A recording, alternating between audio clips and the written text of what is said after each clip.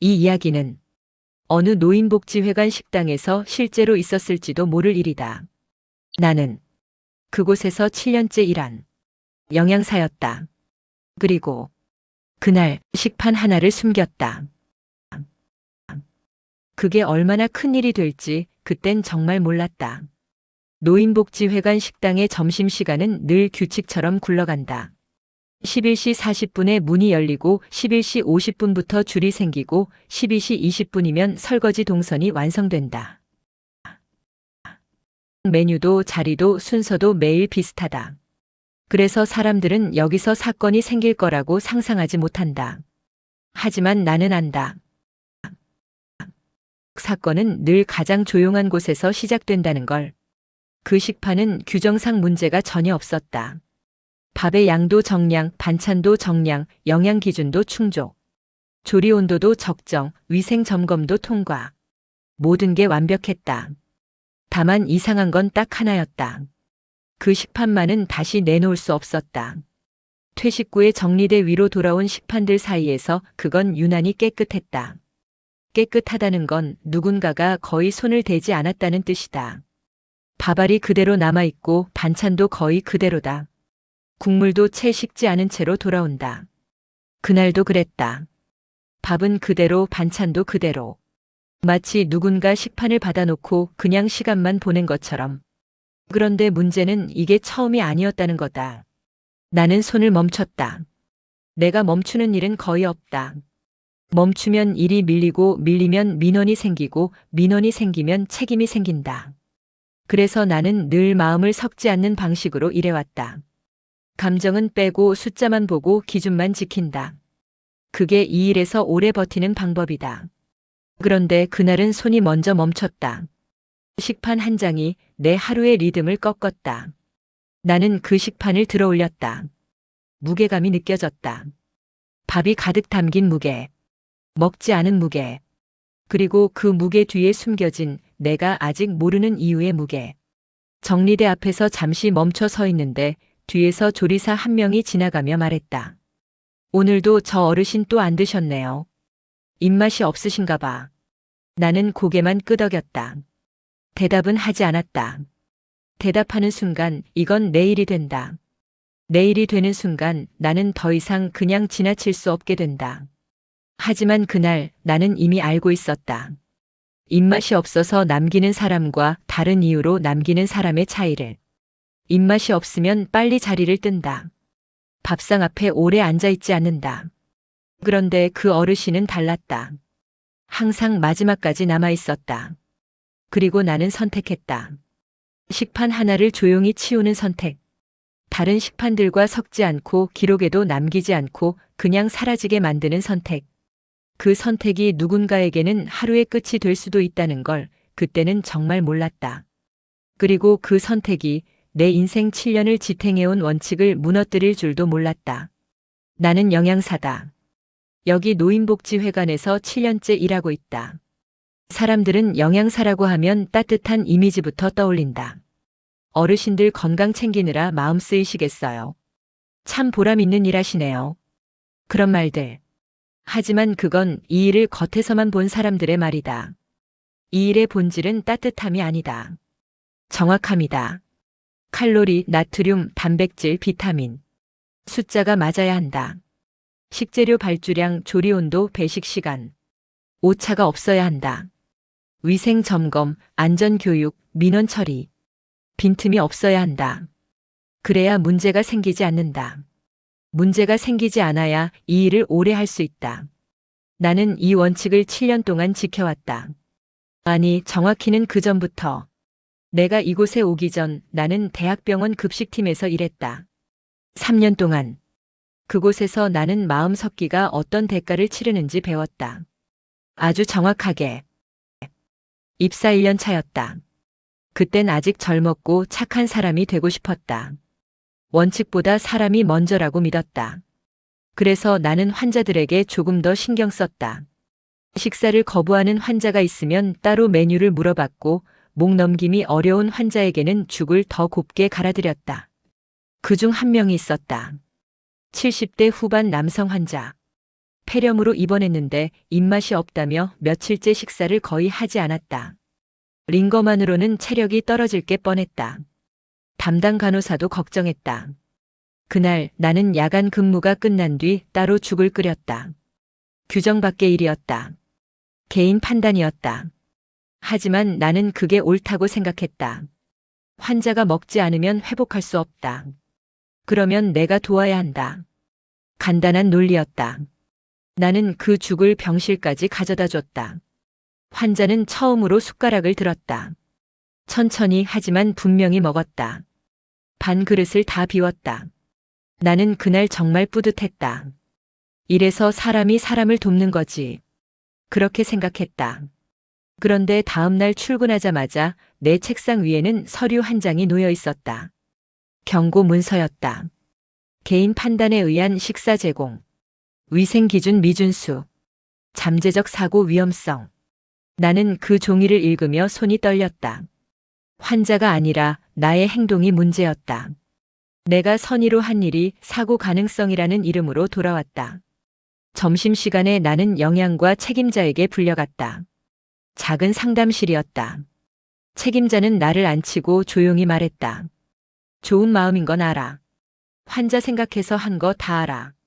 그 말투는 부드러웠다. 하지만 다음 문장은 달랐다. 근데 내가 한 선택이 사고가 되면 그땐 누가 책임져? 너? 나? 병원?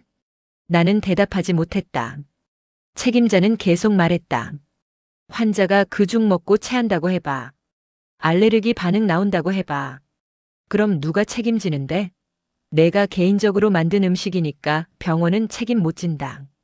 그럼 넌 어떻게 할 건데? 나는 그제야 깨달았다. 내가 한 건 선행이 아니라 위험이었다. 내 선의가 누군가의 짐이 될 수 있다는 걸. 책임자는 마지막으로 이렇게 말했다. 이 일은 착한 사람이 하는 게 아니야. 문제없는 사람이 하는 거야. 그 말이 내 귓가에 박혔다. 그날 이후 나는 결심했다. 마음을 섞지 않기로. 기준과 숫자로만 사람을 대하기로. 그래야 오래 버틴다. 그래야 무너지지 않는다. 그래서 나는 병원을 떠나 이곳 노인복지회관으로 왔다. 여기서도 나는 똑같이 일했다. 메뉴표는 한 달 단위로 작성하고 염분과 칼로리는 계산해서 게시판에 붙이고 조리사들에게는 조용히 기준을 요구했다. 어르신들이 오늘 국이 너무 짜다, 오늘 밥이 질다 말해도 나는 감정으로 흔들리지 않았다. 수치를 확인하고 기준에 맞으면 그대로 진행했다. 흔들리면 결국 누군가 다친다. 그걸 나는 이미 배웠다. 7년 동안 단 한 번도 민원이 접수되지 않았다. 단 한 번도 위생 점검에서 지적받지 않았다. 나는 완벽했다. 완벽한 사람은 외롭지 않다. 그냥 안전할 뿐이다. 그런데 그 식판은 이상했다. 이상한 건 음식이 아니라 나였다. 내가 흔들리고 있었다. 7년 만에 처음으로 나는 숫자가 아니라 사람을 보고 있었다. 그게 무서웠다. 처음 남긴 건 그날이 아니었다. 이틀 전에도 사흘 전에도 그 어르신의 식판은 거의 그대로 돌아왔다. 나는 기록하지 않았지만 기억하고 있었다. 영양사는 숫자를 기억하는 사람이다. 칼로리, 나트륨, 배식량, 그리고 잔반량. 그 어르신의 잔반량은 일주일 내내 90% 이상이었다. 보통 사람들은 이렇게 생각한다. 나이 드시면 입맛 없을 수 있지. 약 드시면 속이 안 좋을 수도 있고, 치아가 안 좋으실 수도 있고. 여기서는 흔한 일이다. 실제로 식사량이 줄어드는 어르신들이 많다. 하지만 반복은 데이터를 만든다. 그리고 데이터는 거짓말을 하지 않는다. 일주일이 지나자 나는 패턴을 발견했다. 그 어르신은 항상 같은 자리에 앉았다. 창가 끝, 바람이 조금 들어오는 자리. 겨울이면 추운 자리고 여름이면 햇빛이 직접 들어오는 자리다. 젊은 직원들도 피하는 자리. 저기 앉으면 춥잖아요. 저기는 불편해요. 그런 이유들로. 그런데 그 어르신은 늘 그 자리를 지켰다. 말수도 적고 요청도 없었다. 배식을 받을 때도 감사합니다 한마디만 하고 그대로 창가 끝으로 갔다. 나는 배식 동선을 머릿속으로 다시 돌려봤다. 11시 50분 문이 열린다. 어르신들이 줄을 선다. 그분은 늘 중간쯤에 서 있다. 너무 앞도 아니고 너무 뒤도 아니다. 눈에 띄지 않는 위치. 배식을 받고 자리에 앉는다. 창가 끝. 다른 어르신들과 거리가 있는 자리. 대화가 잘 들리지 않는 자리. 그리고 식사 시간 내내 거의 손을 대지 않는다. 하지만 일어나지도 않는다. 이게 이상했다. 입맛이 없으면 보통 빨리 일어난다. 음식을 보는 것조차 불편하니까. 그런데 그 어르신은 오히려 끝까지 앉아 있었다. 12시 20분 대부분의 어르신들이 식판을 반납하고 나갈 때까지. 심지어 어떤 날은 12시 30분까지도 남아 있었다. 식당에 사람이 거의 없어질 때까지. 그러다가 마지막에 아주 조용히 일어나서 식판을 정리대에 놓고 나갔다. 입맛이 없으신가 봐요. 조리사 한 명이 그렇게 말했지만 나는 고개만 끄덕였다. 입맛이 없으면 빨리 일어난다. 오래 앉아 있지 않는다. 그런데 그 어르신은 끝까지 남아 있었다. 왜? 나는 그 이유를 알고 싶어지기 시작했다. 알고 싶다는 건 마음이 들어온다는 뜻이다. 나는 그걸 경계해야 했다. 마음이 들어오면 판단이 흐려진다. 판단이 흐려지면 실수한다. 그날도 어르신은 식판을 거의 손대지 않았다. 밥알이 그대로 남아있는 걸 보는 순간 내 안에서 작은 경보가 울렸다. 이건 단순히 입맛 문제가 아니다. 나는 그날 점심 메뉴를 다시 확인했다. 흰쌀밥, 된장찌개, 두부조림, 시금치나물, 배추김치. 부드럽고 자극적이지 않은 메뉴였다. 나트륨 기준 1.8지, 칼로리 650kcal. 노인 식단 기준에 완벽하게 맞춰져 있었다. 염분 문제 없음. 식감 문제 없음. 알레르기 유발 식품 없음. 그런데도 식판은 돌아왔다. 매일. 마치 누군가가 나는 먹지 않는다를 증명하듯이. 며칠이 더 지났다. 나는 점점 더 그 어르신을 의식하게 됐다. 배식할 때도 정리할 때도 그분의 동선이 눈에 들어왔다. 원래는 전체를 보는 사람이었는데 어느새 한 명을 보고 있었다. 그리고 어느 날 나는 결정적으로 이상한 걸 하나 보게 됐다. 그날도 12시 20분이 넘어가고 있었다. 대부분의 어르신들이 자리를 떴다. 식당에는 두세 명만 남아 있었다. 그중 한 명이 그 어르신이었다.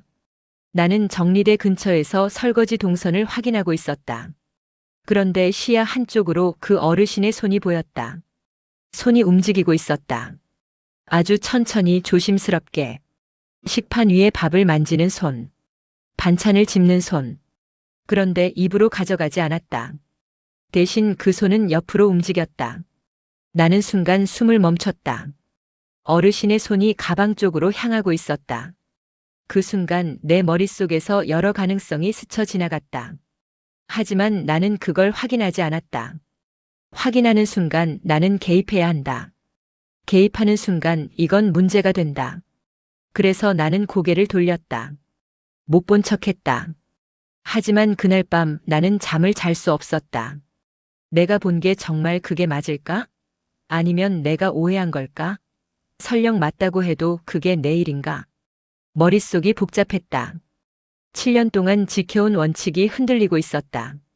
마음 섞지 않기. 그게 내가 무너지지 않는 방법이었는데. 다음 날 나는 일부러 정리대 근처에 오래 머물렀다. 원래 하지 않던 행동이다. 주방에 있어야 할 시간인데 식당에 남아 있었다. 그리고 다시 봤다. 그 어르신의 손이 식판 위 밥을 작은 비닐에 싸고 있었다. 반찬 몇 조각을 함께 넣고 있었다. 그리고 그것을 가방 속으로 조용히 넣었다. 나는 그 자리에 서서 움직일 수 없었다. 규정상 음식 반출은 금지다. 위생 문제, 책임 소재 문제, 민원 발생 가능성.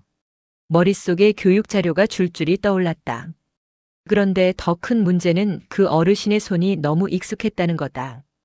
익숙하다는 건 이게 한두 번이 아니라는 뜻이다. 그때까지만 해도 나는 그 어르신이 밥을 남긴다고만 생각했다. 하지만 나는 확인해서는 안 될 걸 보게 된다.